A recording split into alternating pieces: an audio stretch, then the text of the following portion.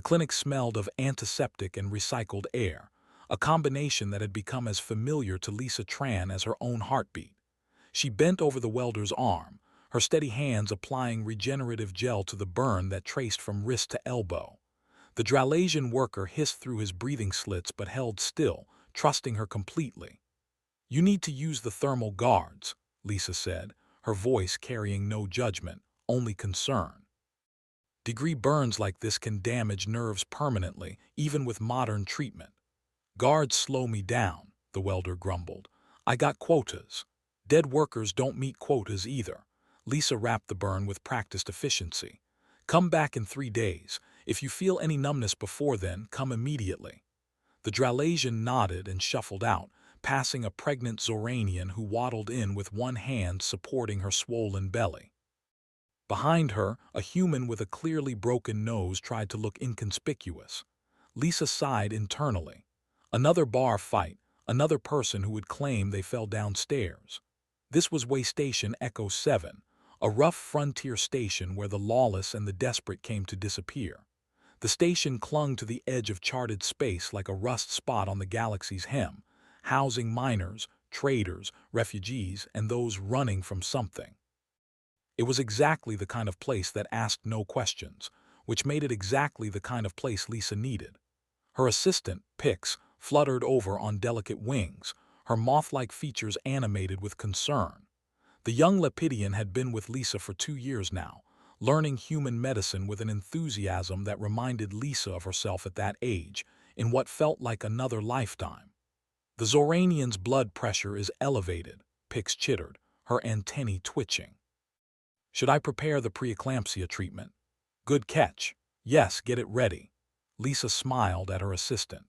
Pix was brilliant, intuitive, and endlessly curious about the human approach to medicine, which emphasized the whole patient rather than just treating symptoms.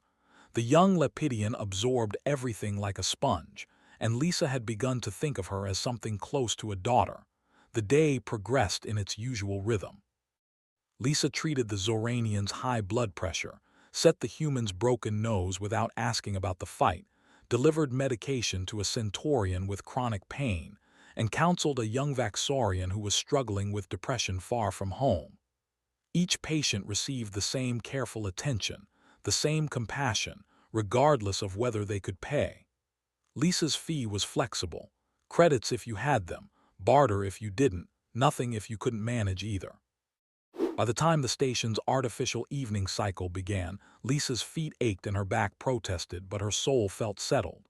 This was who she had always been, stripped of titles and credentials, just a healer helping those who needed it. "You should rest," Pix said, tidying the exam room with quick, efficient movements. "You saw 23 patients today." 24, Lisa corrected, thinking of the street kids she'd treated for malnutrition after hours. "But who's counting?" "I am." "Someone needs to make sure you don't work yourself to death." Pix's wings shimmered with affection. "Same time tomorrow. Same time tomorrow." Lisa locked up the clinic and walked through Echo 7's grimy corridors toward her small apartment. Station security nodded as she passed. Old Korth, the Dralasian administrator who technically employed her under the table, raised a claw in greeting from his perch outside the station's administrative hub. Everyone knew Lisa. Everyone trusted her. It was a good life, quiet and purposeful. Her apartment was small, a bedroom, a bathroom, a kitchenette that barely deserved the name. But it was hers, paid for with honest work, and that mattered more than she could explain. She heated a simple meal, ate while reading a medical journal on her datapad, and prepared for bed. But before sleeping, as she did every night, Lisa opened the bottom drawer of her desk and withdrew a photograph. The woman in the image looked like her but different. Younger, certainly, her black hair untouched by gray, her face unlined by the years. But the real difference was in her bearing. That woman stood tall and proud in a crisp uniform, lieutenant commander's insignia gleaming on her collar, the HMS Nightingale visible in the background, all sleek lines and military precision. That woman had been someone important, someone with a future measured in promotions and prestige. Lisa Tran, age 27, Chief Medical Officer, rising star of the United Earth Medical Corps. She had been brilliant, driven, destined for great things. Everyone had said so. She touched the photograph gently, then returned it to the drawer. That woman was gone, and Lisa didn't miss her much. The person she had become felt more real, more honest. She was preparing for bed when the alarms shrieked. Station-wide emergency alerts were rare on Echo 7. Pirates occasionally tried their luck, and there were the usual technical emergencies that came with maintaining aging infrastructure. But this sound was different. The first contact protocol, a sequence of tones Lisa hadn't heard in 20 years. She rushed to her window. Space around the station, normally empty except for the occasional cargo hauler, blazed with light. Ships dropped out of FTL in a cascading sequence, dozens of them, their forms unlike anything in the standard databases. They were elegant, organic-looking, their hulls seeming to shimmer and shift as if alive. They moved with a grace that made human and known alien vessels look clumsy by comparison. Lisa's heart hammered. Her hands trembled against the window. No, it couldn't be. Her communicator buzzed frantically. Pix's voice, high with anxiety. "Lisa, Lisa, are you seeing this? There are ships everywhere. Unknown configuration, unknown species. And they're asking for you. They asked for Dr. Lisa Tran by name." The floor seemed to tilt beneath Lisa's feet. No one called her doctor anymore.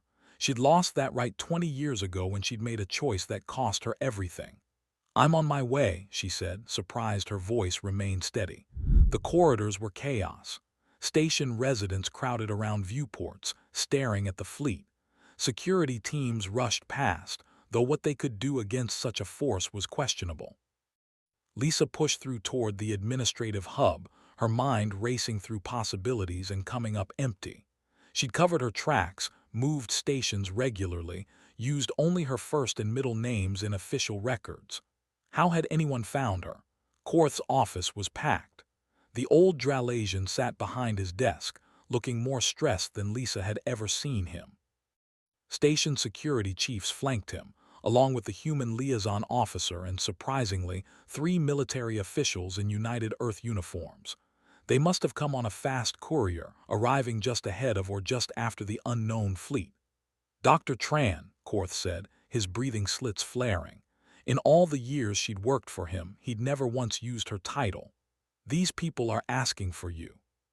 Fleet Commander specifically requested Dr. Lisa Tran, former Lieutenant Commander of the HMS Nightingale. The military officials stared at her with recognition and something else. Concern, fear. "We had no idea they'd achieved spaceflight," one official said, a commander whose nameplate read OKOYE. "The observation satellites around their homeworld went offline 6 months ago. We assumed technical failure." "They didn't fail," Lisa heard herself say. "They were disabled, deliberately." "How could you possibly know that?" Okoye demanded. "Because that's what I would do. If I'd been watched my entire life and finally achieved the technology to stop it, that's exactly what I'd do." Lisa forced herself to breathe. "What do they want?" "They want to talk to you." Korth manipulated his desk interface, and the main view screen activated. The face that appeared took Lisa's breath away. She was beautiful by any species standard. Her features were delicate, almost crystalline, with high cheekbones and large eyes that held depths of intelligence. Bioluminescent patterns traced across her skin in intricate designs, pulsing gently with what Lisa recognized as emotional states. Her hair, if it could be called that, seemed to be composed of fine fiber-optic strands that captured and reflected light. A Ketherian. Lisa would have known that face anywhere, even though it had been 20 years. Even though the last time she'd seen it, it had belonged to a dying child crushed beneath rubble. Dr. Lisa Tran. The Ketherian woman's voice was musical, each word precisely articulated. She spoke perfect English without hesitation or translator delay. "We have searched for you for 20 years. I'm Dr. Saela of Kethera. You saved my life when I was a child." The office fell silent. Every eye turned to Lisa. She couldn't speak, couldn't think. The little girl with the broken body, her bioluminescent patterns flickering and fading, her life slipping away under tons of rubble. Those eyes, looking up at Lisa with confused pain and innocent trust. "I remember," Lisa whispered. The memories crashed over her like a wave. 20 years earlier, Lieutenant Commander Lisa Tran had been a different person with a different life. The HMS Nightingale was her home, her pride, the culmination of everything she'd worked for. As chief medical officer, she commanded a crew of 12 medical personnel and the most advanced emergency response systems in the fleet. They traveled the frontier, providing humanitarian aid and emergency medical response to colonies and stations that lacked adequate facilities. It was everything she'd dreamed of since childhood, when she'd watched her mother work as a nurse in their small community, helping everyone who came through the door regardless of ability to pay.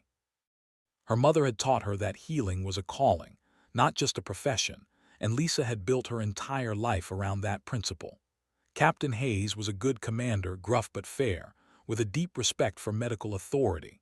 Lieutenant Voss, a centurion whose four-armed species made him invaluable in surgery, was her best friend and closest confidant. Engineer Kim kept everything running with cheerful competence and an endless supply of truly terrible jokes. They were more than a crew. They were family. When the distress call came from Kethera 3, it seemed routine at first. A major seismic event, catastrophic damage, massive casualties. The Nightingale dropped out of FTL in high orbit and began scanning. My God, Voss had breathed, his primary eyes wide with horror. The entire coastal region is devastated. Through the view screens and sensor data, they watched a civilization in agony. Cities crumbled. Fires raged. Ketherian rescue teams struggled to reach victims, their technology inadequate to the scale of the disaster. Captain, Lisa said, we could save thousands. The medical fabricators could produce supplies, the shuttle could. The prime directive is absolute, Commander. Hayes's voice was heavy with regret but firm. Kethera 3 is a pre-space flight civilization. We document, we report, and we move on. We do not interfere. Those are the rules. Rules that let children die while we watch. Lisa's voice rose despite herself. Rules that prevent us from playing God with entire civilizations. Hayes met her eyes and she saw he was suffering too. I don't like it either, Lisa, but we don't get to make this choice. The prime directive exists because contact with advanced civilizations has destroyed developing cultures. We could do more harm than good. Lisa wanted to argue, but she understood the logic. She'd studied the history. The catastrophic first contacts, the cargo cults, the civilizations that had collapsed under the weight of revealed alien existence. The prime directive was written in blood and tears, but understanding didn't make it easier. They stayed in orbit for 3 days, documenting the disaster for the reports that would be filed and archived and ultimately change nothing for the people below.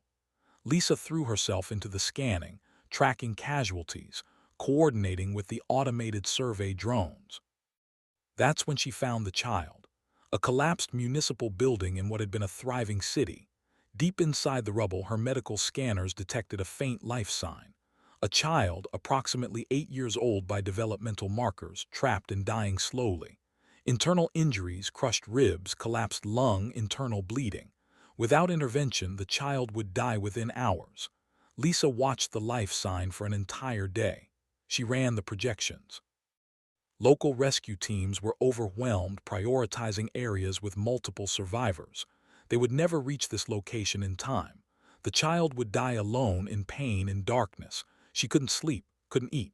The life sign weakened by the hour and she felt each decline like a knife to her own heart. You're going down there, aren't you? Voss found her at the scanning station at 3 in the morning station time. I can see it in your eyes. I haven't decided, Lisa lied. Yes, you have. You're a healer, Lisa. Not just what you do, it's who you are. His primary hands gripped her shoulders gently. I understand, but you need to understand what it will cost you. I know. Do you? Court-martial, discharge, you'll lose everything you've worked for, your career, your license, your future. I know. And you're going anyway.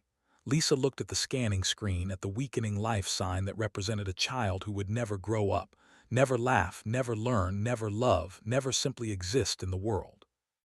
A child who would die because Lisa followed rules.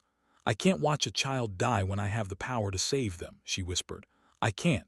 It would break something inside me that I'd never get back. Voss was silent for a long moment. Then he hugged her, all 4 arms wrapping around her in a gesture of support and farewell. Then go, save that child, and know that I would do the same thing if I had your courage. At 4:30 in the morning, with the child's vital signs critical, Lisa made her choice. She bypassed the shuttle bay security with medical override codes, codes that would be revoked the moment anyone realized what she was doing. She loaded emergency medical supplies and launched before anyone could stop her. Captain Hayes's voice exploded over the comm. "Commander Tran, return to the ship immediately. That is a direct order." "I'm sorry, Captain." Lisa's hands flew over the controls, guiding the shuttle down through the atmosphere. "I can't. I won't. Court-martial me if you want, but I will not watch that child die." "Lisa, please, you're throwing away everything." "No, sir, I'm finally choosing what matters." The shuttle punched through clouds and the devastated city spread below her. She landed as close to the collapsed building as possible, the shuttle's presence impossible to hide. It gleamed in the dim light, alien and impossible, and Ketherians scattered in terror or stood frozen in shock. Lisa grabbed her medical kit and ran. The building was a nightmare of twisted metal and broken stone. She crawled through gaps, following her scanner's guidance, ignoring the cuts and bruises. Deeper, deeper into the rubble. Behind her she heard voices, Ketherian voices speaking in a language her translator struggled to process. They were following, curious or afraid, or both. She found the child in a pocket of space, pinned beneath a massive beam. The little girl's bioluminescent patterns were barely flickering, her breathing shallow and labored. Her eyes opened as Lisa approached, confused and pain-filled. "It's okay," Lisa said, knowing the child couldn't understand but hoping her tone conveyed safety. "I'm here to help. I'm going to save you." She worked with desperate speed, stabilizing the internal bleeding, reinflating the collapsed lung, administering pain relief and accelerated healing factors. Her hands moved with the precision of years of training, and her mind refused to acknowledge anything except the patient before her. The child's patterns brightened slightly. Her breathing eased. She would live. Lisa heard movement behind her and turned to find a crowd of Ketherians at the edge of the rubble pocket, staring in wonder and fear. One pushed through, a woman with patterns similar to the child's, her face twisted with anguish. The mother saw her daughter alive, breathing, healing before her eyes, and fell to her knees. Through the translator, her words came broken and awed. You came from the sky to save her. Why?" Lisa looked at this mother, at this child, at these people who were no different from anyone she'd ever treated, scared, hurting, hoping. "Because she needed help," Lisa said simply. "That's all the reason I need." She couldn't take the child with her. That would be kidnapping, an even greater violation. She left medical supplies, demonstrated their basic use through gestures and the struggling translator, and prayed they would be enough. As she crawled back through the rubble toward her shuttle, the child regained consciousness. Their eyes met across the dusty space. The little girl didn't speak, but her patterns flared with colors Lisa had no name for: gratitude, recognition, a wordless promise. Lisa returned to the Nightingale to face her fate. The court-martial was swift. The evidence was incontrovertible. She had violated the Prime Directive, revealed humanity's existence to a pre-spaceflight civilization, potentially altered the course of an entire culture's development. The prosecution was thorough. The defense was sympathetic but ultimately pointless. "I saved a child's life," Lisa said when asked if she had anything to say. "I would do it again." Guilty. Dishonorably discharged. Medical license revoked. Barred from practicing medicine in any official capacity within United Earth territories.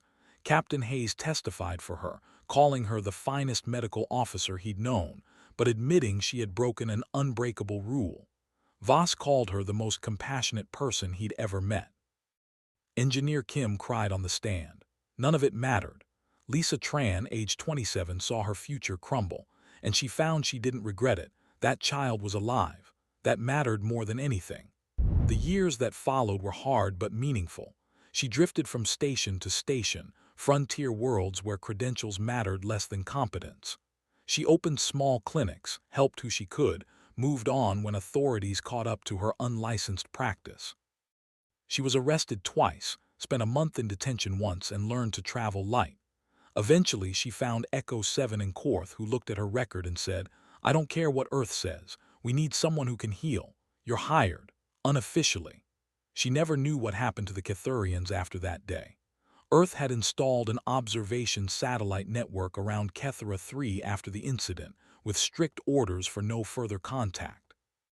Lisa was specifically barred from accessing any information about the planet. The little girl with the flickering patterns became a memory, a moment of choice that defined everything that came after, until now.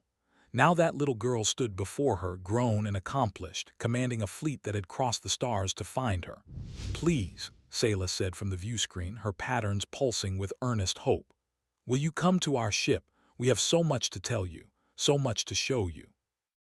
Let us honor the one who gave me life." Lisa looked at the military officials, at Korth, at the expectant faces around her, her entire past and present colliding in this moment. "Yes," she said, "I'll come." The shuttle ride to the Ketherian flagship gave Lisa time to process, though process felt like too small a word for the storm of emotions inside her. Pix had insisted on coming, her antennae quivering with excitement despite Lisa's protests. "You're not facing this alone," the young Lepidian had said firmly. "Besides, I want to see what Ketherian medical technology looks like. This is a historic moment." The flagship was called the Luminous Dream, a name that fit its appearance. As their shuttle approached, Lisa could see the organic architecture more clearly. The hull seemed to breathe, panels shifting in patterns that might have been functional or aesthetic or both. Gardens were visible through transparent sections, green and growing things integrated directly into the ship's structure. They docked in a bay that felt more like a greenhouse than a hangar. Saela waited for them personally, flanked by what appeared to be honor guards, though they carried no visible weapons. Up close, Saela was even more striking. She wore robes that seemed to be woven from the same light-capturing material as her hair, and her patterns danced with emotions Lisa was learning to read. "Welcome. Joy. Reverence, Dr. Tran." Saela approached and made a gesture, hands together at her chest, head bowed slightly. "I have dreamed of this moment my entire adult life." "I'm not a doctor anymore," Lisa said automatically, then stopped. "That wasn't what mattered here. I'm glad you're alive, that you're well. That was all I wanted." "You are a doctor," Saela said firmly. "You are the doctor who taught our entire civilization what healing truly means. Please let me show you what your compassion created." They walked through the ship, and Lisa felt like she was walking through a living artwork. The Ketherians they passed stopped and stared, their patterns flaring in ways that suggested respect, awe, even worship. It made Lisa deeply uncomfortable. "They call you the Sky Angel," Saela explained. "The story of your rescue is taught to every Ketherian child. The being who descended from the heavens, who defied her own people's laws to save a dying child. You became our model for moral courage." Pix chittered softly beside Lisa, taking in everything with wide eyes. Saela led them to the medical bay, a space that took Lisa's breath away. It was advanced, clearly beyond current human technology, but the design philosophy was immediately recognizable. Patient comfort was prioritized. Natural light streamed through transparent walls. Gardens grew in integrated spaces, their presence proven to aid healing. "We learned from your example," Saela said. "Not just your tools, but your approach.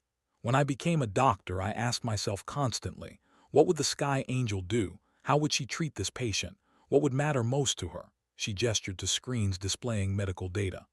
"Our entire medical philosophy developed around the principles we saw in your actions. Compassion is not separate from competence. Healing is not just physical. Every patient deserves dignity and care, regardless of status or ability to pay." Lisa felt tears building. She'd saved one child, and that child had transformed medicine for an entire species. "After you left," Saela continued, "I was changed. Not just physically healed, but spiritually transformed. I remembered everything. The way you looked at me, not as an alien specimen, but as a person who mattered. The gentleness of your hands, the determination in your eyes. My mother told me you came from the sky, and I believed you were divine." "I'm not divine," Lisa protested. "I'm just a person who couldn't walk away."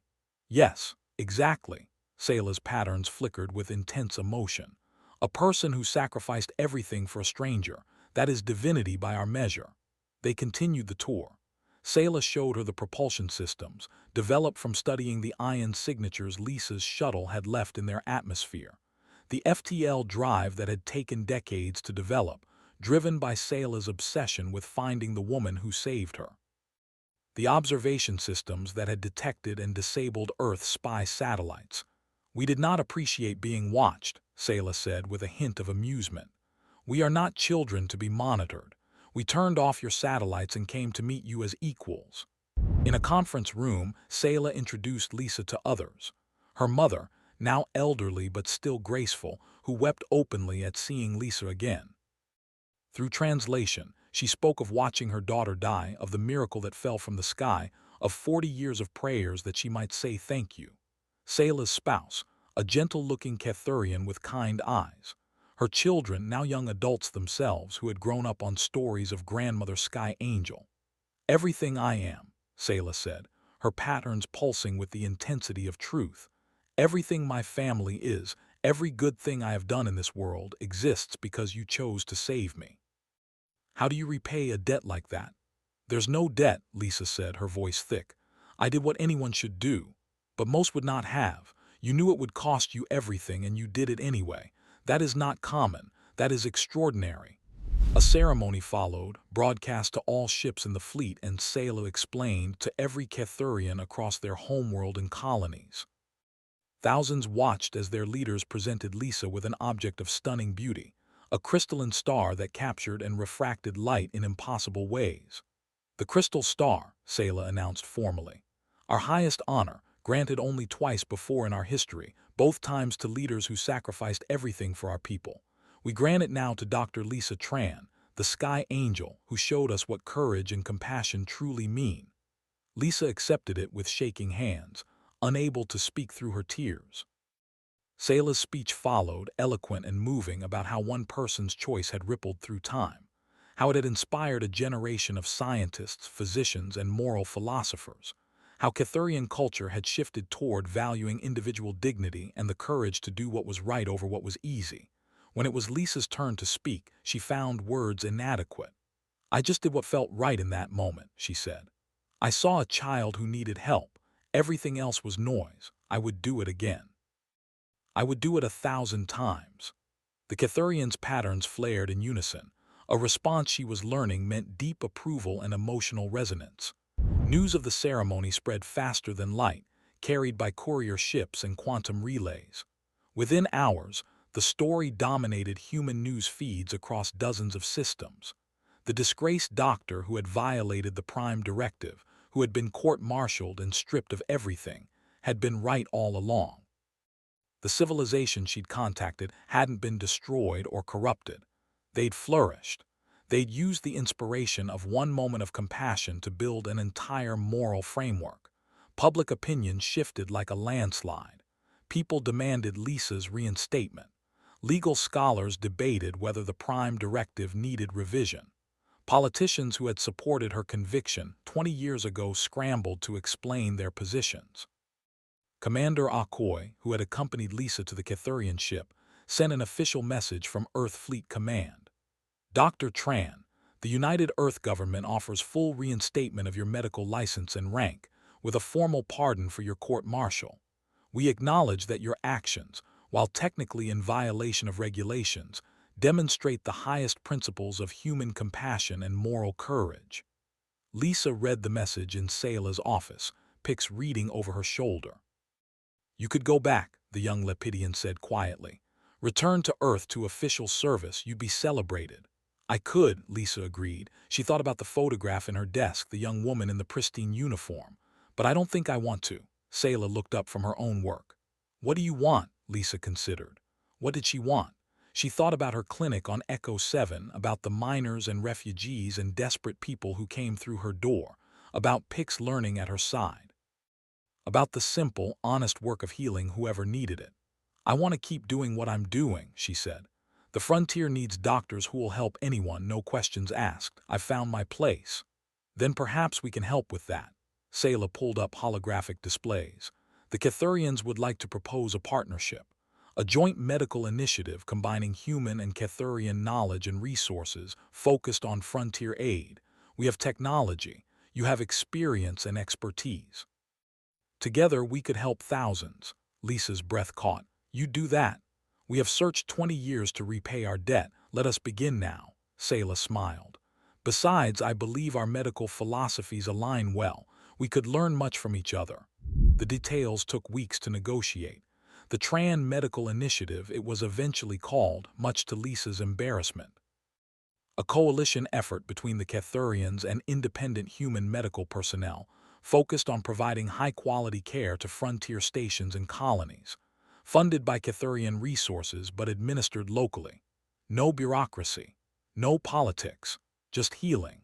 Lisa would lead it, training new doctors in the philosophy she developed over 20 years of frontier practice. Ketherian medical technology would support clinics across dozens of stations. Young physicians from both species would work together, learning from each other. It was everything Lisa had never dared to dream of. 3 months after the Ketherian fleet arrived at Echo 7, Lisa stood in her newly expanded clinic. What had been 3 rooms was now an entire deck, with proper surgical facilities, diagnostic equipment that seemed almost magical, and enough supplies to serve thousands. A dozen physicians, human and Ketherian and other species, worked alongside her. Pix had been promoted to head nurse, a position she took with fierce pride and absolute competence. "We have patients waiting," the young Lepidian called. "The word has spread. People are coming from all over the sector." Lisa smiled and tied back her hair. The work was just beginning. Over the following years, the initiative grew. Clinics opened on stations and colonies across the frontier. Young doctors learned not just technique but philosophy, that every patient deserves dignity, that compassion and competence are partners, that sometimes the right thing and the legal thing aren't the same. Lisa trained hundreds of physicians, and they spread across the galaxy, carrying with them the lesson of one moment when a doctor chose to save a life despite the cost. Saela visited often, and their friendship deepened. They co-authored medical papers, developed new treatment protocols, and spent long evenings discussing the ethics of healing across cultural boundaries. "Do you ever regret it?" Saela asked once during one of these visits. "Everything you lost." Lisa thought about the photograph she'd finally framed and hung in her office, not hidden anymore. The young lieutenant commander who had been so certain of her path. "I lost a career," she said, "but I found a calling. I think I got the better deal." 20 years after the Ketherians arrived at Echo 7, Lisa received a message. Saela's eldest daughter, now a doctor herself, wanted to study at the initiative's headquarters. Lisa, now 67 and finally allowing herself to slow down, met the young Ketherian at the shuttle dock. She was bright and eager, with her mother's intelligence and her grandmother's compassion. "Grandmother Tran," she said, using the honorary title the Ketherians had adopted. "My mother says you are the greatest teacher in the galaxy." "Your mother exaggerates," Lisa said, smiling, "but I'll do my best." They walked together through the clinic, now a massive complex that served thousands daily. Memorial walls displayed the names of patients saved, lives changed, futures made possible by the work that happened here. "Why do you still work here?" the young Ketherian asked. "You could be anywhere, Earth, Kethera, any of the core worlds. They would celebrate you." Lisa paused at the entrance to the original clinic, the 3 small rooms where it had all started. She'd kept them exactly as they were, a reminder of humble beginnings. "Because this is where people need me," she said. "And because it's not about where you are. It's about being there when someone needs help. Your grandmother taught me that, though she didn't know it at the time." Inside the old clinic, a young human doctor was treating a Zoranian child, speaking gently, working carefully, demonstrating exactly the principles Lisa had spent her life teaching. "Come on," Lisa said to Saela's daughter. "Let me show you how we do things here. The first lesson is simple. See the person, not the problem. Everything else follows from that." As they entered the clinic together, Lisa thought about the chain of events that had led here. One child, one choice, one moment of compassion that had rippled outward like waves in still water, touching thousands of lives across decades and light years. She'd lost everything to save that child, and in losing everything she'd found what mattered most. The work continued. The healing continued. And somewhere in the galaxy, another doctor would face another impossible choice, and perhaps they would remember the story of the Sky Angel who chose compassion over rules. That was legacy enough.